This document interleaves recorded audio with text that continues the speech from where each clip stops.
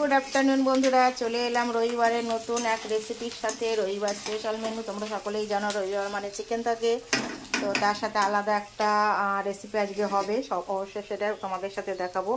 तार आगे देखिए नी कि एखाने गुछिए निएछि। तबे एखाने आछे पेस्ट आदा रसुन और पेঁয়াজ एकसाथे पेस्ट करे निएछि।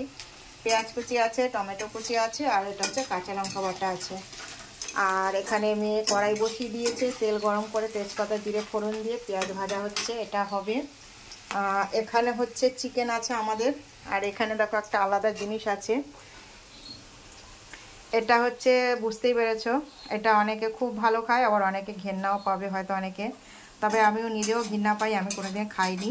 তবে ঘরে রান্না হয় মাঝে মধ্যে, তোমাদের দাদা ভাই আর আমার মেয়ে খুব ভালো খায়।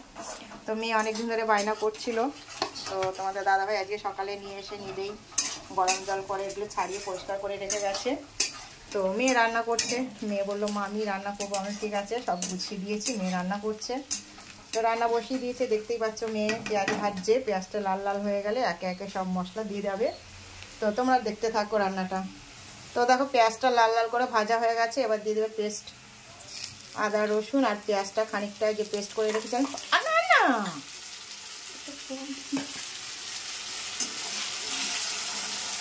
এটা ভাজা ভাজা করে তারপরে দিয়ে দেবে খানিকটা টমেটো, দিয়ে দিয়েছে টমেটো কুচি আর দিয়ে দিয়েছে বেশ কিছুটা নুন, যাতে টমেটোটা তাড়াতাড়ি নরম হয়ে যাবে সিদ্ধ হয়ে যায়, সেই কারণে নুনটা আমি আগেই দিয়ে দিই। দিয়ে দিয়েছে ধনে গুঁড়ো, যেটি নাড়িয়ে নিই। তো ধনে গুঁড়ো পরে দিয়ে দিলে একটু রং করার জন্য সামান্য একটু লঙ্কার গুঁড়ো। এবার দিয়ে দেবে হলুদ। মেয়ে কিন্তু রান্না করতে পারে, আমার মেয়ে মাঝে মধ্যেই রান্না করে, কারণ আমি এর আগে যে দেবঘরে গেছিলাম 3 দিন ছিলাম না আর না। তো মেয়ে কিন্তু রান্না করেছে, ডিমের ঝোল করেছে, সয়াবিন করেছে, একদিন মাছের ঝোল করেছে, ভালোই রান্না করতে পারে।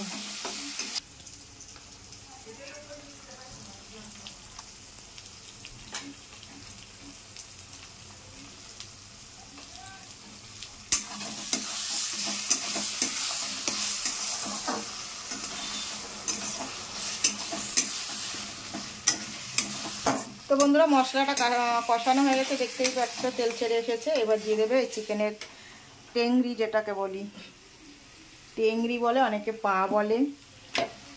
তো দিয়ে দেওয়া হয়েছে, এবারে বেশ খানিকক্ষণ কষানো হবে। আর এটা তো ঝোল হবে না, একদম শুকনো শুকনো কষা হবে।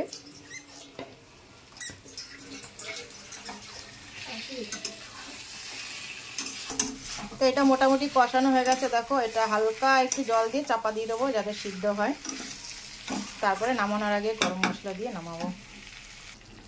তো বন্ধুরা দেখো হয়ে গেছে, এটা কালারটা খালি দেখো অসাধারণ হয়েছে, খেতেও আশা করি ভালোই হয়েছে। তবে আমি তো খাই না যেহেতু, তাই দেখতে পাচ্ছি না। যদি বাপ পেটিতে খাবে তাই বেশি আনিনি, অল্প করেই এনেছে যেহেতু আরও চিকেনও আছে। তো এখন নামানোর আগে দিয়ে দেবো একটু মিট মশলা, একটু গরম মশলা আর একটু ঘি দিয়ে নামিয়ে নেবো। তো বন্ধুরা ওদিকটা হয়ে গেছে, এবার চিকেনটা বসিয়ে দেবো, কারণ তার জন্য আগে আলুটা ভেজে নিচ্ছি নুন একটু হলুদ দিয়ে সামান্য, ভালো আলুটা লাল লাল করে ভেজে তুলে নেব, তারপর চিকেনটা হবে। তো বন্ধুরা আমার আলু ভাজা তোলা হয়ে গেছে এবং মশলা আমার একে একে সব কষানো হয়ে গেছে, মাংসটা তুলে দিয়েছি, এবার মাংসটা কষাবো।